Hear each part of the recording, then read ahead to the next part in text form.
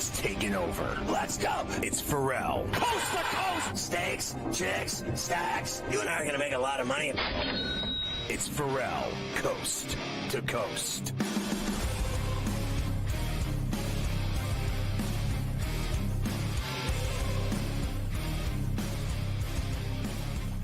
Into hour number 2 of Coast to Coast on a Terrible Towel Tuesday.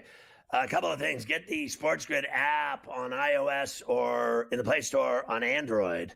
It's free, and it's truly amazing. The app has the ability to watch the network on your phone and to listen to the network on your phone. It's fantastic. So check it out. You can follow your favorite hosts like Carver High, and you get in-game odds, everything else, stories, highlights, videos, you name it. The SportsGrid app. It's smarter to be on SportsGrid. Also, did you know we're streaming on X? Just go to SportsGrid-Live, and you can see us 24/7 streaming on X. You heard me. You can watch the network on X. That's that simple. 3, make sure you get the Coast to Coast and Ferrall on a Bench podcast on iTunes or wherever you get your podcasts. The C2C podcast is 3 hours every day, in case you missed the show. And then Ferrall on a Bench is a 5 to 15 minute, sometimes 20, rip through sports of everything that's happened and everything that will happen that night or moving ahead the rest of the week. I think you'll like it. Programming note, next Monday is still a playoff game, the Wildcard game Monday night with the Vikings and Rams. I'll be here for that. I was scheduled to not be here. I was going to go to the Steelers playoff game in Pittsburgh and then not be back until Tuesday. But since they're playing in Baltimore on Saturday, I will be here. Not that anyone gives a damn, but I will be here Monday night with Carver High doing the show 3 to 6 next Monday afternoon. So all is well at the homestead. We're good to go. I can't take it anymore. The Steelers, Carver High, I can't take it. You could still go to the Steeler playoff game. You don't have to fly to Pittsburgh now. You could go to Baltimore. There is and talk go to the Steeler playoff game. I have a phone call right here. We have an offer to go to Baltimore. Good. Now, good. I would be suffocating with Ravens fans. May not be a ideal situation for me, you know. Sounds like it might be better than the situation you sat in last week.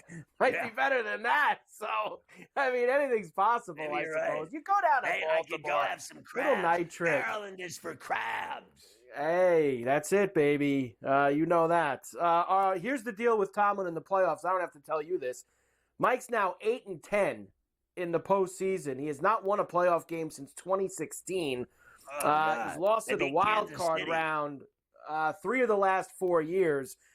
You had sent me a thing, all these teams that also hadn't won playoff games. There's actually more than that list even was. And they've all fired their coaches 3 or 4 times since 2016. The Steelers, of course, haven't with Tomlin. Mike's well aware of his poor record in the postseason. Here he is saying there's nothing I can do about it. We got to win this week. I don't know that it needs to be restored. I just think that we've been in too many battles and we've had too much success to be fragile in that way. We certainly can hate our recent performances and the outcome of those recent performances, but I don't think it's reflected in terms of how we feel about ourselves or our ability to make plays or engineer victory or win games. So basically he avoided it. The question is basically what he did about how he's played and how he's gone in the playoffs in the past. 10 for Mike. Staring at possibly 8-11 on Saturday night. Let me play you Harbaugh, then I'll give you the. He doesn't win anymore in the playoffs. He just doesn't. He won once. Doesn't win. He won once. That's it. And it was early. You know, it was very early in his coaching career, the one time that he won. And that's what they say sometimes, you know, enjoy it because you never know when you're going to be back or when you're going to do it again. And he hasn't, unfortunately, since. Here's Harbaugh on the other side with the Ravens on facing the Steelers for a third time. We know them. They know us pretty well. There's always that little, chess game going on. Game of Thrones, I don't know, whatever, with them because it's always something different. There's always wrinkles thrown in every week. So that's the part of it that we study really hard. Yeah, listen, I just talked to somebody about, the Steelers, and he said to me, what'd they lose to Buffalo by? I was like, 14, 17? Yeah, there's 30. I think it was 14, 31-17, I think, off the top of my head was the score of that game last year. You said that's what the Steelers are going to lose to the Ravens by. Look, I know it feels that way, and I know everyone's on the Ravens. It's 10 at some places. I'm seeing some 9.5s as well for this game. I just feel like every time these two get together, and I know last time in Baltimore a few weeks ago, they ended up covering a big number. This is always a defensive struggle. This is always a game. This is never a high-scoring game, especially when the stakes are this high. I don't think the Steeler offense will be good, but I think the Steeler defense will be good, and they're going to keep them in the game for as long as they possibly can. They're not going to win, but I think that's way too many points for a matchup like this, Steelers and Ravens. Way too many. Look, let me just say this so we're clear here. The Steelers' defense is ass, okay? They haven't stopped anything in a month. I mean, nothing. They can't stop anything. First downs, third downs, fourth downs. They don't stop anything. No one is afraid of the Pittsburgh Steelers defense anymore. Their season went like this. Everything was going smooth. They're 10-3, and then they went off the rails like a train flying off the tracks into the woods, and it flips over and everybody dies. That's exactly what the Steelers season did. When you're 10-3 and you finish 10-7, and now you got a road wild card game you're going to lose, it's going to be a fiery landing. Trust me. Well, hopefully that fiery landing They just got can their be within ass 9 beat points. there. Hopefully the fiery landing can be under 10 points for them on Saturday night. Let's just keep it under 10 if it's going to be a fiery landing for them. The early game on Saturday will be the Chargers and the Texans in Houston. Of course, the Texans win the AFC South, second year in a row. They always crappy games on Saturday. Did you notice? Well, the Texans always play when they make the playoffs Saturday at 4:30. This is a staple, a tradition unlike any other. Yes, they do. Here is their head coach, D'Amico Ryans, on facing the Chargers. Yeah, man, we're really excited about this matchup versus Chargers. Really well-coached football team. You can see Coach Harbaugh's imprint on the football team instantly, just how sound they are in all three phases. Very sound football team. They can run. They're very, very balanced offensively. Run the ball well, and of course, Justin Herbert is like one of the better quarterbacks in the league. And he's done a really great job, I think, just protecting the football. Right? He doesn't turn the ball over a lot, and it's a lot to be said for a quarterback who does that. Right, really puts his team in really good situations. I'm sure. I mean, this team's as bad as the Steelers. They finished just as bad as the Steelers, that's for sure. They're awful. The Texans are dogs at home to the Chargers. Chargers minus 2.5, 42.5. The Chargers signed Ezekiel Elliott to their practice squad in case any of their running backs go down. Of course, they've had some injuries with both their guys throughout the year. This is not the last time you're going to see he's going to get picked up by somebody for 5 minutes. Like, this guy will serve no purpose on the Chargers whatsoever. Zero. He's finished. He's like a boxer that just won't get a clue that he's finished. He just keeps fighting. I mean, this guy is Donald Cerrone. I mean, honestly. Cash the checks. Ezekiel Elliott is cash so checks. finished. He's so finished. Done. You're done. Gotta cash the checks. That's what it's all about. At the end of the day, Zeke will. His checks are this big now. They're still going. He's still going to the window, though. He wants to keep making that walk. You got to keep making that walk to the window with the checks every week. We shall see. No one that loves him tells him. No one that loves him tells him he's got to stop this. No. There's nobody that does that. We will come back. I'll give you the Sunday numbers. The 3 games on Sunday, including the Bills, who will have Bo Nix and the Broncos in Orchard Park early on Sunday to start the day. That's a task for the Bills. That is a test. Bills haven't stopped anyone in a while, so it is gonna be a test.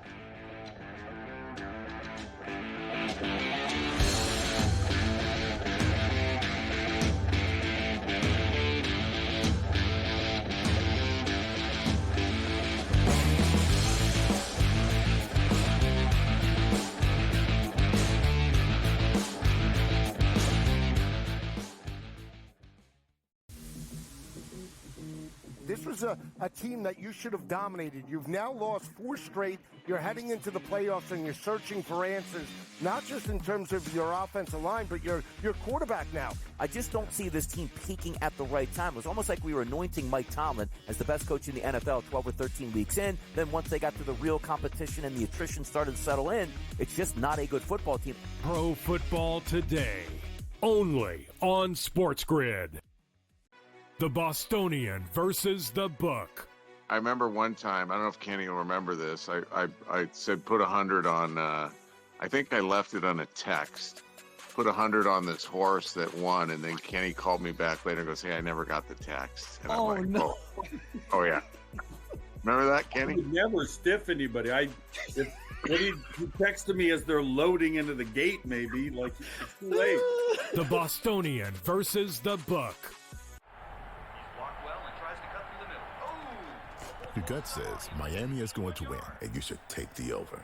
Your gut also said your NFT selfies would only go up in value. They didn't. But your head is on SportsGrid and knows the QB is in concussion protocol. The backup has a 45 QBR against the zone coverage. The New York D has the most sacks in the league. So yeah, trust your head. It's smarter to be on SportsGrid.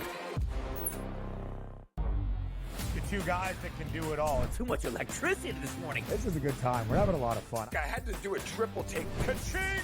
Why? Because of parity. I didn't mean to offend. Yeah, it's not going to happen. Load management is a dirty word. Let him rip. You know what? Circumstances provide the results. What? How do you do this once? Oh, Donnie, you got such a good show there. A network that is booming. The Early Line, only on SportsGrid.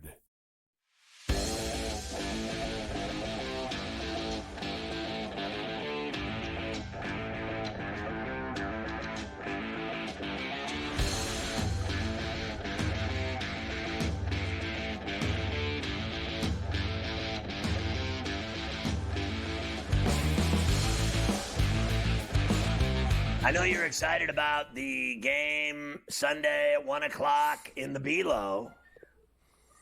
I am very excited about the game Sunday at 1 o'clock at the Below. Of course, as the Buffalo Bills, they're the 2 seed in the AFC.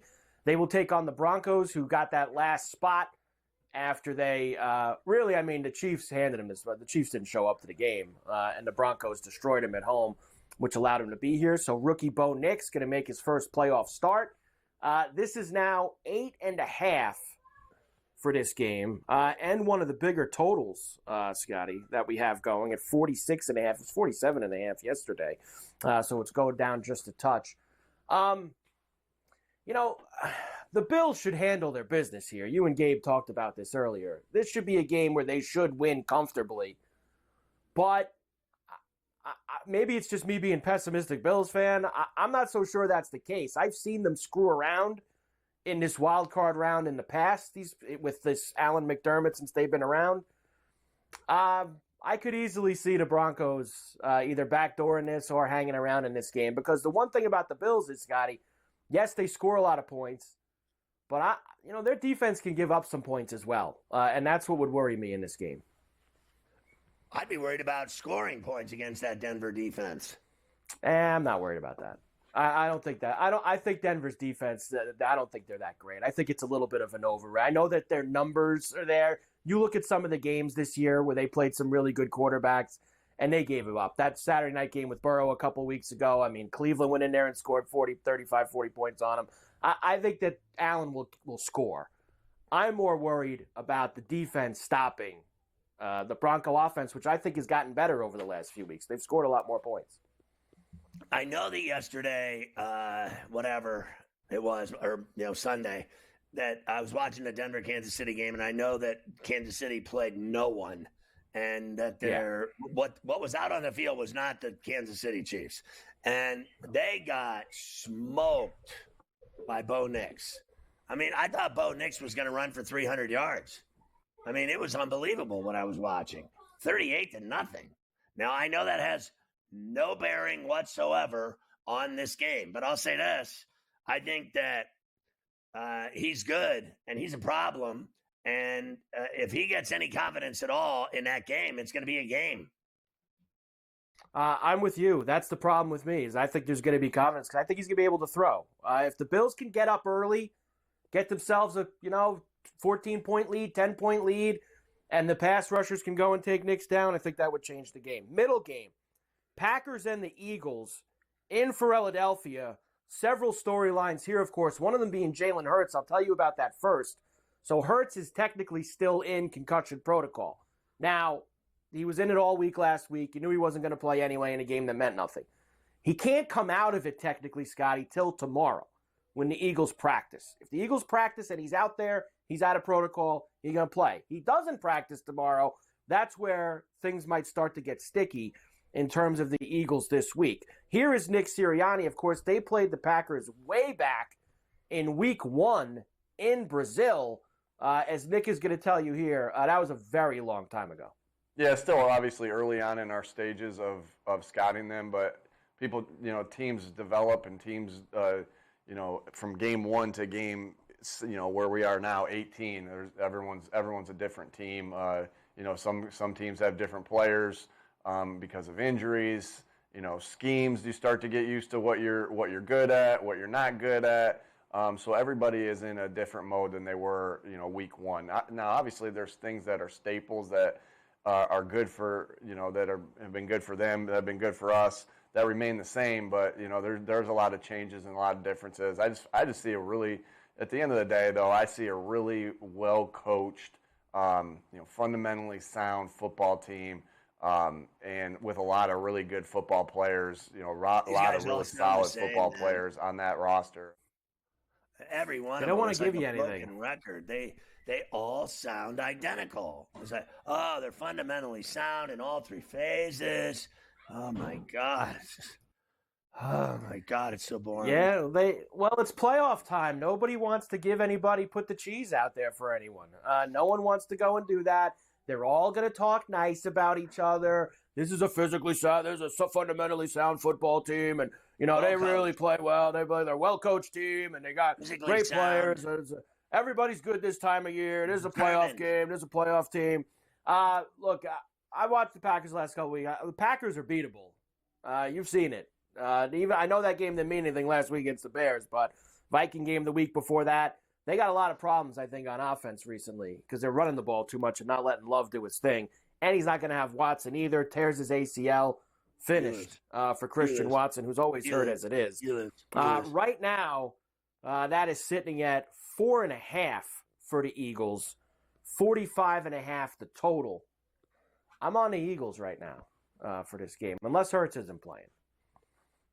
Yeah, I'm with you. I think the Eagles are going to win the game by a touchdown or more. And I think they're going to win because of their defense. Their defense is amazing, and they're a problem. And Barkley, and he's going to do his thing. But then again, I think Josh Jacobs can give the Eagles some level of difficulty if he can get going at all. But I haven't seen – the Steelers couldn't run the ball for 5 yards against the Eagles. They couldn't do anything. No. Look, you got to – and if I'm LaFleur, you got to let Love do his thing. I just feel like there's been way too much reliance on Josh Jacobs recently. And you look last year, that guy went into Dallas and won, almost won in San Francisco. He's shown he can play well on the road in the playoffs, but you got to let him do it. You got to let him sling it a little bit and not wait till you're down 20 points to let him start slinging it in that spot. All right, we'll come back, and I'll give you the numbers on the last couple, including Washington and Tampa Sunday night, and the Vikings and the Rams, which will be the Monday night game in Los Angeles at SoFi as we get ready for a big wild card weekend here. Did you see your boy Toenails get the 11th season of 1,000 yards? He did, right down to the last play. They made sure they got him those yards. The Saint players kind of backed up, too, on that play. They made sure he got it and got all that money. There you go.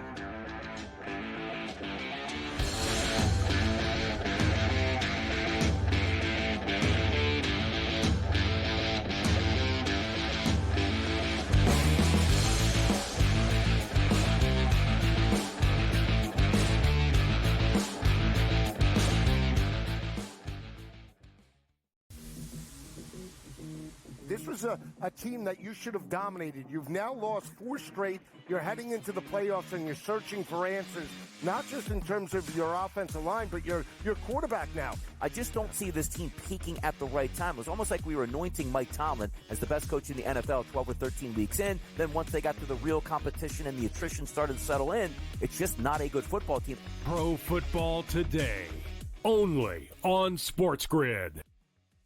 The Bostonian versus the Book. I remember one time, I don't know if Kenny will remember this. I said put 100 on, I think I left it on a text. Put 100 on this horse that won, and then Kenny called me back later and goes, "Hey, I never got the text." And I'm like, no. Oh yeah. Remember that, Kenny? I would never stiff anybody. When he texted me as they're loading into the gate, maybe, like, it's too late. The Bostonian versus the Book. Your gut says Miami is going to win, and you should take the over. Your gut also said your NFT selfies would only go up in value. They didn't. But your head is on SportsGrid and knows the QB is in concussion protocol. The backup has a 45 QBR against the zone coverage. The New York team has the most sacks in the league. So yeah, trust your head. It's smarter to be on SportsGrid. Two guys that can do it all. Too much electricity this morning. This is a good time. We're having a lot of fun. I had to do a triple take. Ka-ching! Why? Because of parity. I didn't mean to offend. Yeah, it's not going to happen. Load management is a dirty word. Let him rip. You know what? Circumstances provide the results. What? How do you do this once? Oh, Donnie, you got such a good show there. A network that is booming. The Early Line, only on SportsGrid.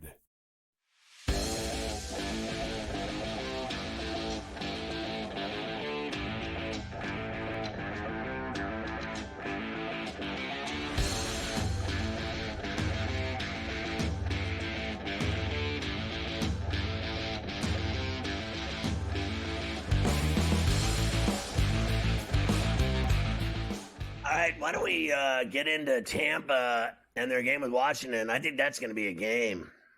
I think that's going to be a game as well. Let me first, of course, you referenced this before the break, and that was the Bucs getting Mike Evans that just over that 1,000-yard mark for his 11th straight season. Now, we know Todd Bowles is a very conservative head coach. Now, he's done a tremendous job in Tampa, but it must have really been paining him that he couldn't just kneel that ball out at the end of that game and just get the hell out of there with his victory. He's got Baker throwing the ball around, trying to get Mike Evans his yards. Here is head coach Todd Bowles talking about that situation and letting Mike go and get that record. Good morning. Football gave you a game ball. It was ostensibly because not only did you get Mike the record, but the risk you took to get Mike the record. Was the heart beating a little fast in that situation for you, knowing that what was all at stake there? No, I was just hoping it was complete, and, I think Mike owes me $1 million. Cut him a check. Owes him $1 million. He made 3 on the catch. You gotta give a third of that over to the head coach, right? Give him a couple stacks for letting him get that record. Get them toenails. He's definitely. I hope since the time we saw him, he has already done that. I'm hoping that he's already gone and done that. Doubt it. This is the Sunday night game. The Bucs -3. Biggest total of the weekend, too. 50.5. I like the Bucs. I do too, but you said it earlier. They have no defense, and this guy, Jaden Daniels, a badass. I think you know what? I could literally see this be a 1 or 2 point game. I really think that's a sucker line. I do not feel this is a walk through the park for the Buccaneers. They were losing yesterday or Sunday. I keep forgetting what day it is. They were losing Sunday. I was watching the game. I watched the entire game. I mean, what were they down? 16-6 at the half? They had to rally cap to win that game against the crappy Saints. And the Bucs had Baker Mayfield and Mike Evans playing. Who the hell wasn't playing for them? Just so they could win that division. So I think they got their hands full with Washington. I'm not so sure Tampa's going to win that game. Should be a fun one. Hopefully lots of points. on Sunday night with that big total hanging around 50.5. And your last game will be Monday night, the other NFC game between the Vikings and the Rams. Of course, the Vikings, Scotty, they had a real hard time Sunday night in Detroit against the Lions in that game that could have got them the 1 seed and the bye. Here is head coach Kevin O'Connell. We got to put that behind us and get ready for the Rams. Playing a team we went on the road on a short week and played against early this year, and they got the best of us. So there's a lot of aspects of yesterday going into this game that I think we've got the type of people and the type of environment here and team here that we're gonna accept the challenge and go compete like crazy, Ben, and try to get this thing done against like I said, a really good team that gets to play at home, rested some of their guys. All of these things that can be evaluated as how this game's going to go, in my opinion, don't really matter. We got to prepare our team, get our guys turned over, get them tactically ready to go, and go compete like crazy. I mean, they laid it so bad on Sunday night, and you and I have said on the show a number of times they're one and done, that they're just not, they're paper champions.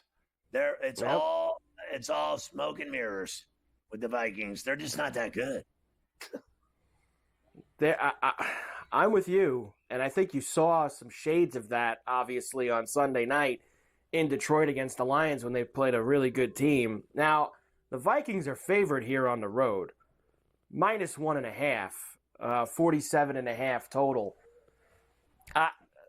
I like the Rams. I think you do too. I think we're going to be on the Rams here on Monday night in this game.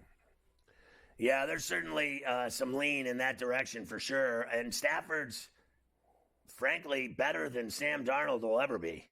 I mean, this guy's won the Super Bowl, and he's really good. And I've never felt Sam Darnold was good.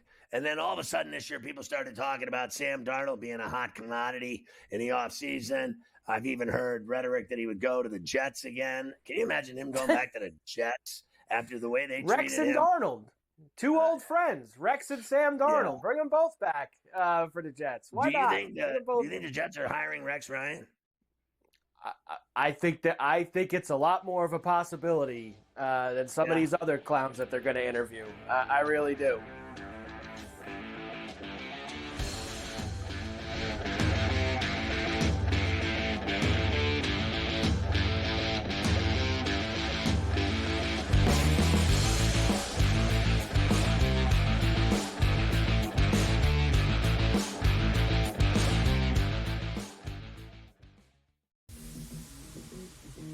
This was a team that you should have dominated. You've now lost 4 straight. You're heading into the playoffs, and you're searching for answers, not just in terms of your offensive line, but your quarterback now. I just don't see this team peaking at the right time. It was almost like we were anointing Mike Tomlin as the best coach in the NFL 12 or 13 weeks in. Then once they got to the real competition and the attrition started to settle in, it's just not a good football team. Pro Football Today, only on SportsGrid.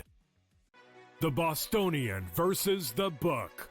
I remember one time, I don't know if Kenny will remember this, I said put 100 on, I think I left it on a text, put 100 on this horse that won, and then Kenny called me back later and goes, hey, I never got the text. And I'm like, no. Oh yeah. Remember that, Kenny? I would never stiff anybody. He texted me as they're loading into the gate, maybe, like it's too late. The Bostonian versus the Book.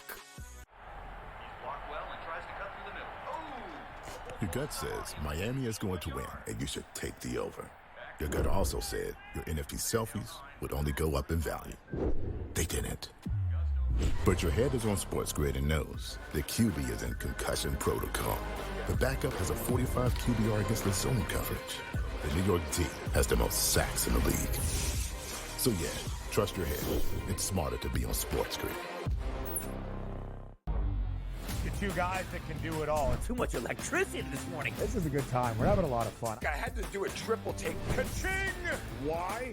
Because of parity. I didn't mean to offend. Yeah, it's not going to happen. Load management is a dirty word. Let him rip. You know what? Circumstances provide the results. What? How do you do this once? Oh, Donnie, you've got such a good show there. A network that is booming. The Early Line, only on SportsGrid.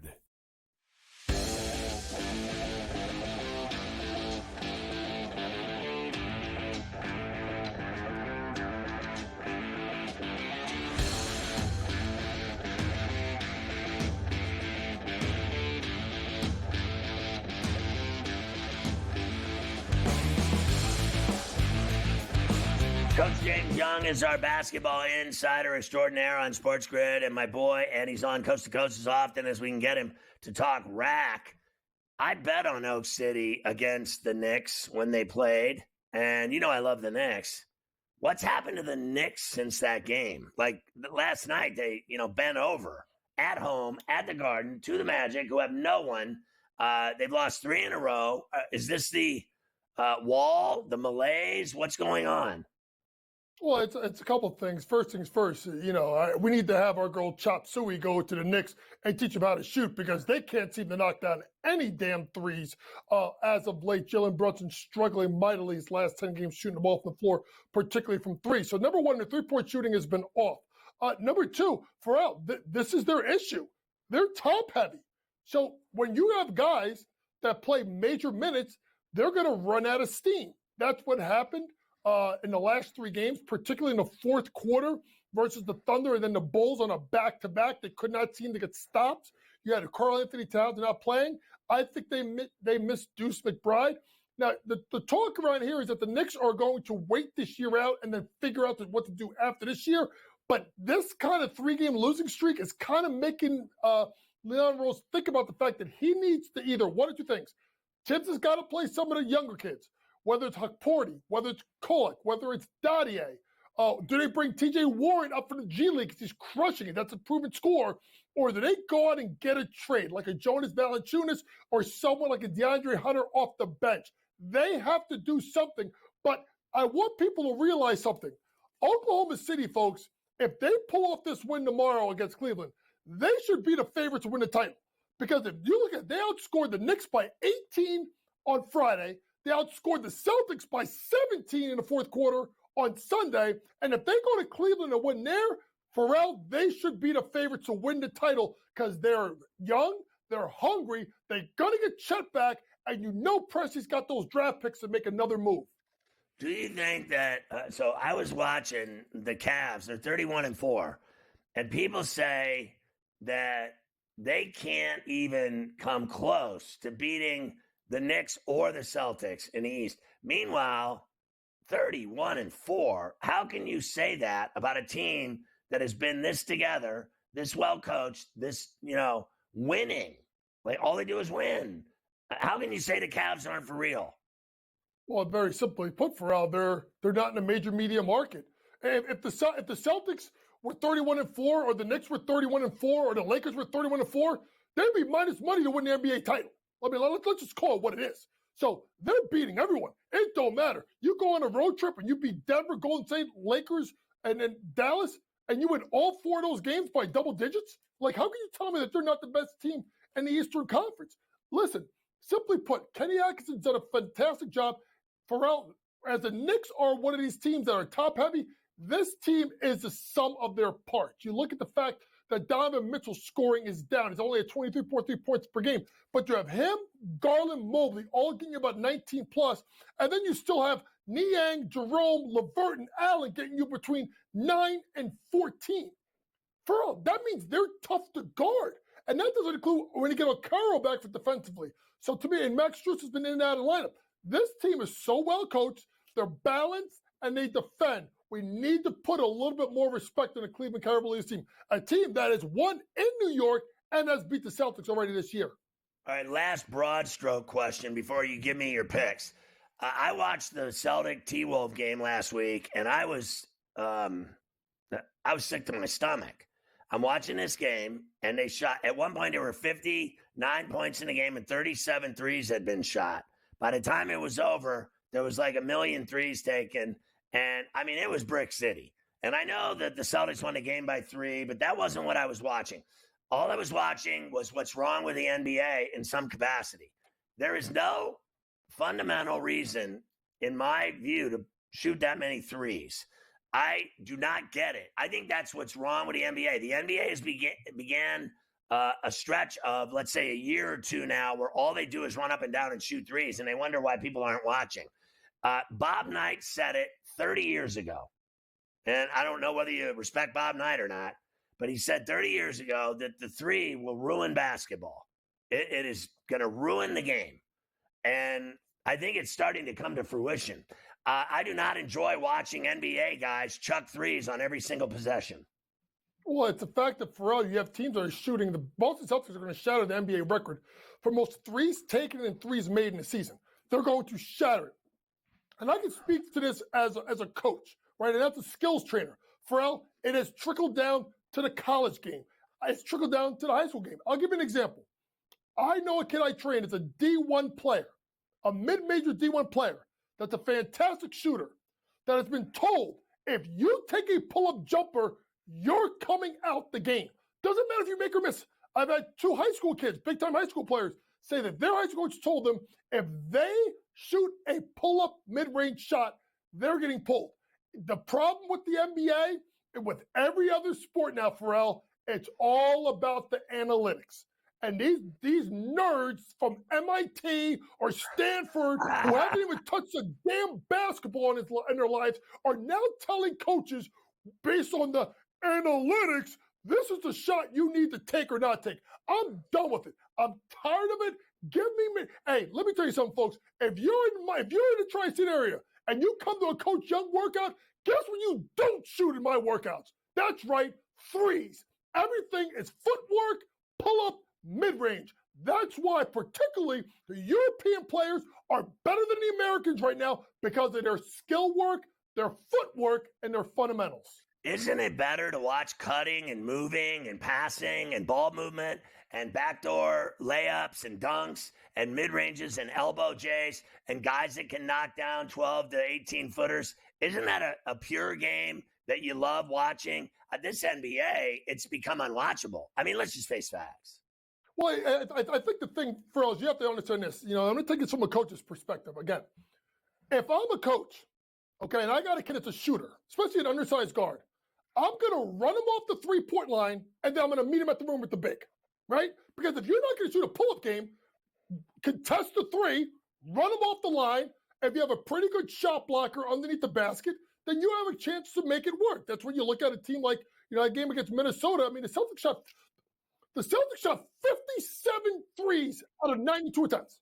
Like, that's maddening for what's happening in the NBA. And the sad thing is, like I said, it's trickling to college, it's trickling to high school, and it's trickling to AAU, and it sucks. It is. It's awful. All right, let's look at Coach's fantastic plays for a Tuesday night. We'll start with your best NBA bets. Yeah, I'm going to go with the Dallas Mavericks team total under 106.5. They're going under 3 in the last 4 games. They're going against, obviously, no Luka, no Kyrie. They're going against the Lakers team that's starting to play a little bit better with the trades. Number 2, now, it's moved to 4.5, I do believe, because now that Zion is playing, but I don't care. He's probably going to blow himself up and warm up, so it ain't going to matter. But I would think Timberwolves minus 5.5. They've lost 3 straight games. I know the Pelicans have played better, but those 2 wins versus the Wizards are terrible. Lastly, Brandon Miller over 18.5 points, over 13 last 15 games. This guy is cooking with grease. He's going to go over 18.5 points, Brandon Miller, tonight. All right, let's look at Coach's best college plays tonight, because I have to say, there is a thick bevy of good games tonight in college basketball. It's awesome. It's a great lineup, and I only picked 3 of them. One of them right now is Georgia plus 2.5 home versus Kentucky. You know my motto, right, Ferrall? Home dog less than 4.5 points versus a ranked road favorite. Go the other way. I know Kentucky had a big win over Florida over the weekend. Give me Georgia plus 2.5. That team's been playing really, really well. Marquette minus 12.5 versus Georgetown. I know Ed Cooley's been playing well, but I watched Marquette beat the heck out of Providence. And then Florida, Tennessee, fireworks. Tons of offense in that game tonight. Take the over 150.5. Awesome. Those are great plays. Great games tonight, Coach. Fantastic stuff and knowledge and insight, Skinny. Love you, brother. Be cool. No more.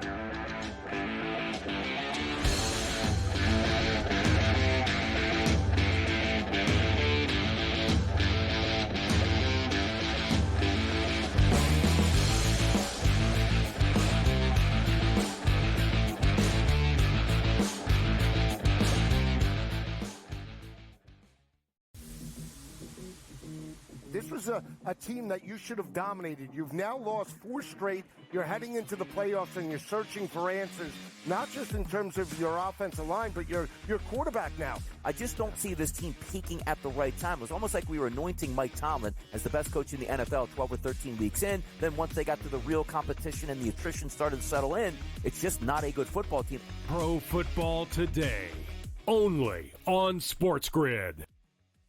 The Bostonian versus the Book. I remember one time, I don't know if Kenny will remember this. I said put 100 on, I think I left it on a text. Put 100 on this horse that won, and then Kenny called me back later and goes, "Hey, I never got the text." And I'm like, no. Oh yeah. Remember that, Kenny? I would never stiff anybody. When he texted me as they're loading into the gate, maybe, like, it's too late. The Bostonian versus the Book. Your gut says Miami is going to win, and you should take the over. Your gut also said your NFT selfies would only go up in value.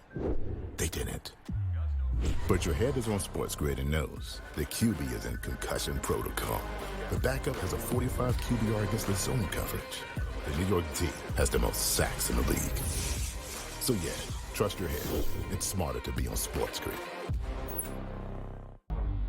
The 2 guys that can do it all. Too much electricity this morning. This is a good time. We're having a lot of fun. I had to do a triple take. Ka-ching! Why? Because of parity. I didn't mean to offend. Yeah, it's not going to happen. Load management is a dirty word. Let him rip. You know what? Circumstances provide the results. What? How do you do this one? Oh, Donnie, you got such a good show there. A network that is booming. The Early Line, only on SportsGrid.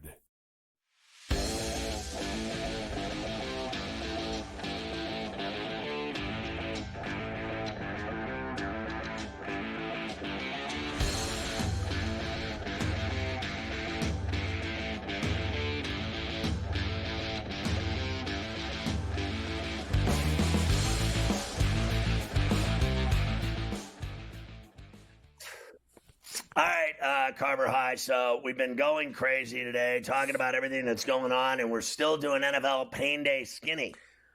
Yeah, let's do a couple of other things non-playoff related before we get into all of tonight's action, because we do have, as you just talked with Coach about, a lot of NBA, ton of college rack that we have to get to later, and we have hockey tonight as well. So we do have a lot of things to do. Let's get through the rest of this. All right, you already kind of mentioned the Tyreek Hill thing. Says that he wants out in that interview after the game on Sunday against the Jets. Now, I saw something today that said, I forget who it was, which of the Dolphins brass, maybe it was Greer, who knows, that Hill said nothing of the sort in their exit interview yesterday, that he didn't say he wanted out. I mean, who knows? Whatever way the wind blows, I suppose. Did I not hear it from the horse's mouth? He said it right there. He's like, I'm out. I'm opening the door, man. I'm out of here. Like, you don't want, whatever. Good luck. God bless and good luck to the Dolphins in dealing with that. You know what's funny? What has happened to sports, and it's been going on now for a few years, is that the more money you make, the less you listen to anyone, or correct, the less you honor a contract. This guy signed a deal to play for the Dolphins, and he already wants out.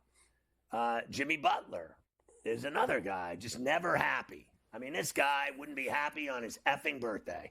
I mean, he's not happy the day his children are born. I mean, this guy's never happy, and he's never won anything. And you know what I mean? He's just constantly acting like he's some kind of badass, and each year he matters less and less. I already told you. He went to the finals twice, and he lost twice, and since then, to me, he's just another guy. He doesn't matter anymore, but he thinks he does because his ego is so enormous. He's a narcissist. There's all kinds of them in this business, in not just the NFL or other sports. I'm talking about media people think that they're wonderful. Don't get me started on people who think that they're wonderful and that the world can't exist without them, or that if they died, anyone would give a rat's ass. I mean, honestly, like, life moves on. Do you think I have time to listen to this guy, Tyreek Hill, complain about his job and his contract in Miami? Go F yourself. Shut up. Go play. Go do something. You don't win either. Shut up. We're done listening to it.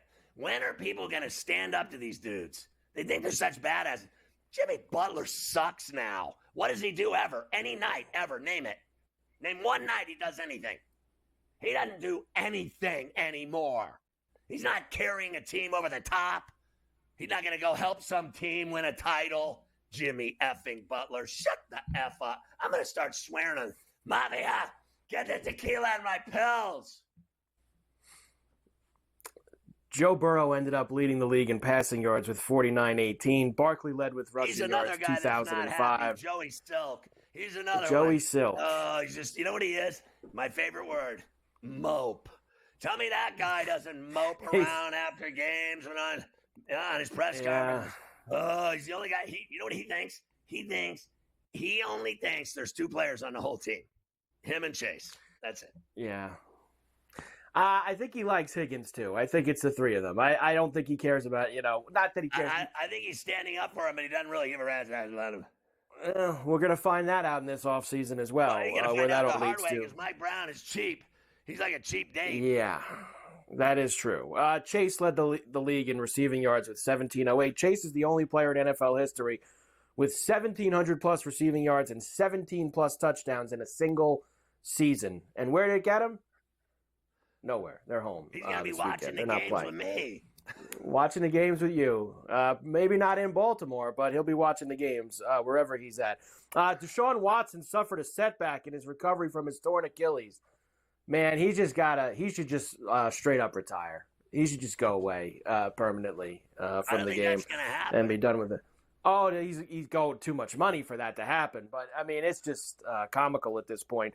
I wonder if that will factor into Cleveland's decision, as they do have one of the top picks in the NFL draft. Here, I haven't gotten your thoughts on this yet. It will be the Tennessee Titans who have the top selection, followed by Cleveland and the Giants and the Pats and the Jags. It sounds like the Titans didn't want to put the decision of the first overall pick in the hands of Rand Carthon because he was chopped earlier this afternoon, the general manager of the Titans. But they're, once again, franchises that don't know how to run how to keep their house in order or run teams. We're gonna keep the coach, who I get it 1 year, but we're gonna fire the GM and then hire a GM who's gonna be forced to keep this guy who he probably doesn't want to keep. That's exactly what I was Why can't they figure it out? They can never figure it out. Like the Jets are doing the same thing. We're gonna hire a coach before we hire a GM, and why can't they ever figure it out? Any of these? I think one of the problems is, and I'm going to just say it. All right. I got to be careful what I say here. So I think what happens here is in football and in many sports, what they do is they hire from within. In other words, they hire football people that have played or been involved in the league. And what they really should be doing, and I understand why they hire football people that they know, is what they should really do is hire smart people that know how to run businesses and not hire football people that are stupid. Okay, so the guy that they just fired in Tennessee was clearly stupid. Now they're going to hire a new GM who's not going to like the coach like you said, and so that's the problem. They just keep hiring stupid people from within. Same example. Art Smith sucks as a coach, yet you still hire him as your offensive coordinator. You know that Antonio Pierce is a thief, yet you still hire him as the head coach of your franchise. I think that stupid people, stupid is and stupid does. You just keep making stupid decisions because you hire stupid people in football instead of smart people that know what they're doing. In fact, I think one of the dumbest decisions I've seen lately is the fact that the Giants are keeping two stupid people in Shane and Dable. They both are awful, and yet they're keeping them because they believe they're smart enough that they're going to draft one player that's going to change the entire fortunes of the Giants. And what they're really going to find out about is an abortion, which is exactly what they are, a bloody abortion.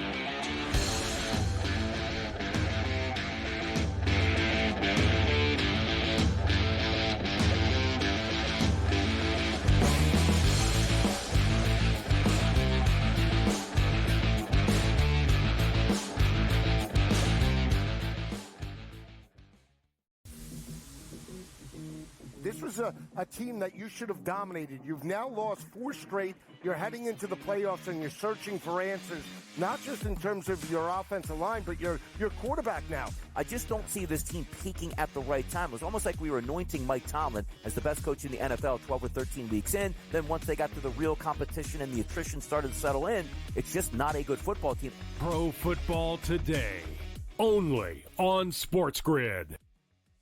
The Bostonian versus the Book. I remember one time, I don't know if Kenny will remember this. I said put 100 on, I think I left it on a text. Put 100 on this horse that won, and then Kenny called me back later and goes, "Hey, I never got the text." And I'm like, no. Oh yeah.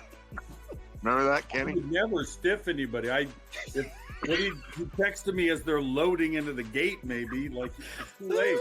The Bostonian versus the Book. Your gut says Miami is going to win, and you should take the over. Your gut also said your NFC selfies would only go up in value. They didn't. But your head is on SportsGrid and knows the QB is in concussion protocol.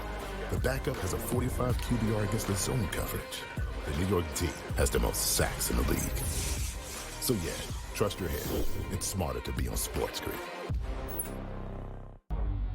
The 2 guys that can do it all. Too much electricity this morning. This is a good time. We're having a lot of fun. I had to do a triple take. Ka-ching!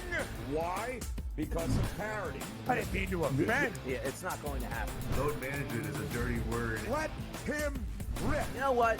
Circumstances provide the results. What? How do you do this one? Oh, Donnie, you got such a good show there. A network that is booming. The Early Line, only on SportsGrid.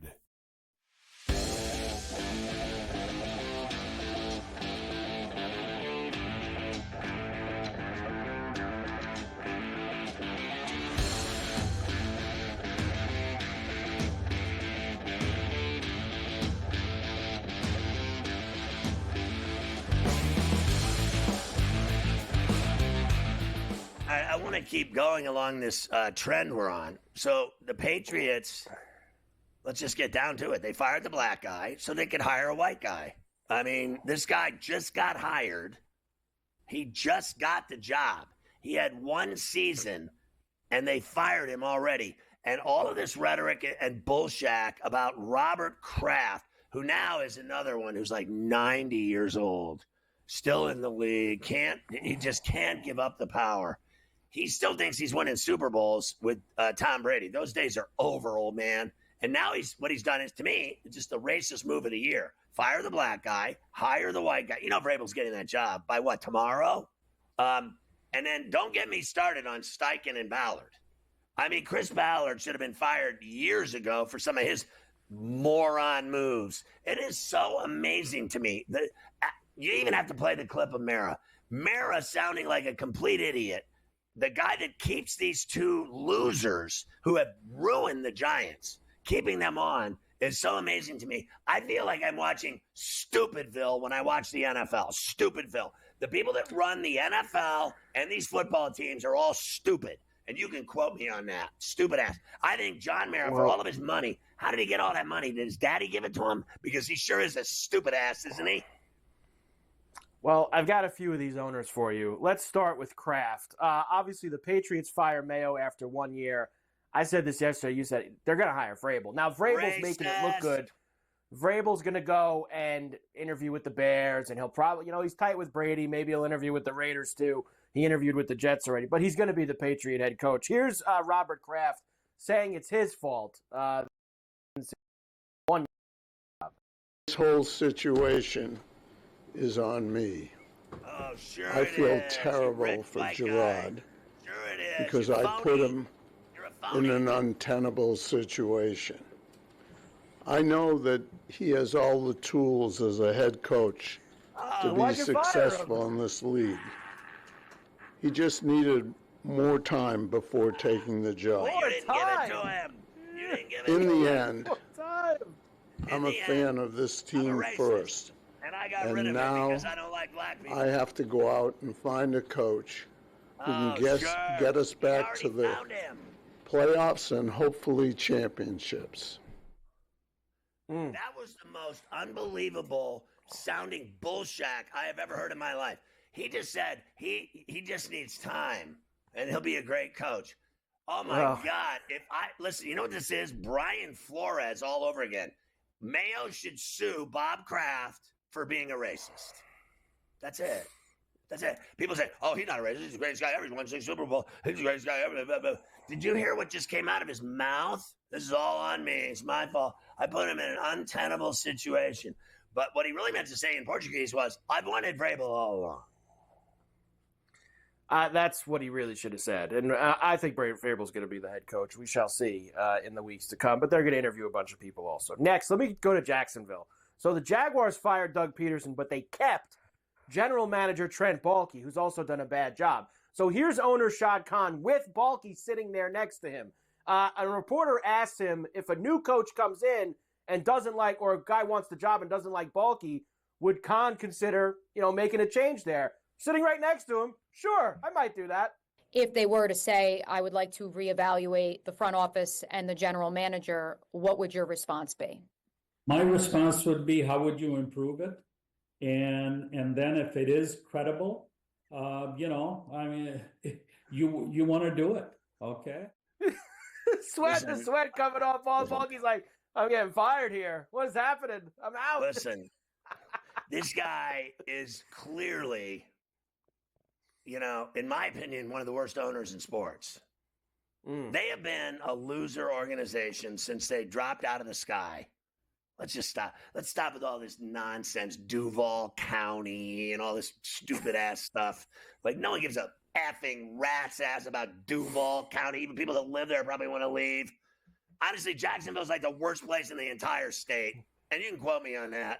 And they suck in the NFL, and they have forever. And Trent Baalke sucks. And there's no way he's going to say that when he's sitting right next to him. But then again, there's not a coach in the NFL that has more power than the general manager. And then every week we do this. Every year we do this. We're talking about the GM getting fired or not. I mean, the coach getting fired, but not the GM.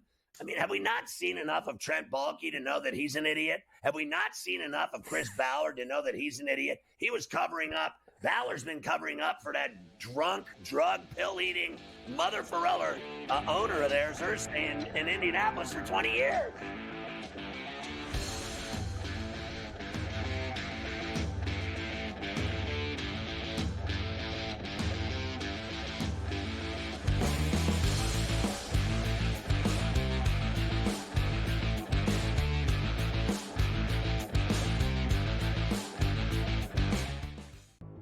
We'll be right back. It's time for a SportsGrid 2-minute drill. Time now to play a little buy or sell.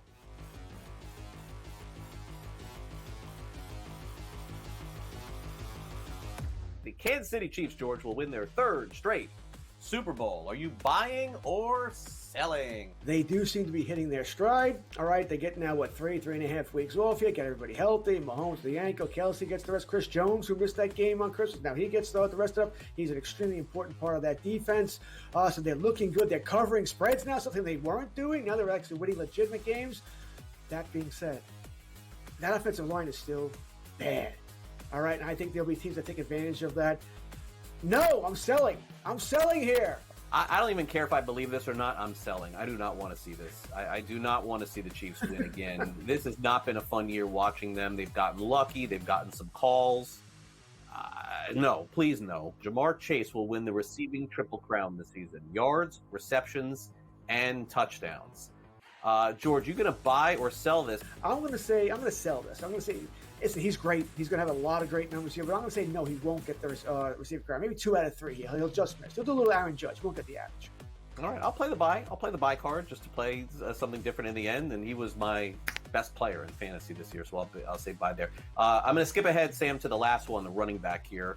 Bucky Irving, who's been fantastic for Tampa Bay, will be a top 8 running back in drafts next season. Is this buy or sell? Assuming everybody comes back, Godwin, Evans, Mayfield, I see no reason why they wouldn't. I'm going to buy this, Craig. I'm going to buy. I think Bucky Irving is going to be that guy. It's a heavy passing offense, lots of touchdowns. Buy. Fantasy Sports Today, your weekend source for year-round fantasy insights, 8 a.m. to 11 a.m.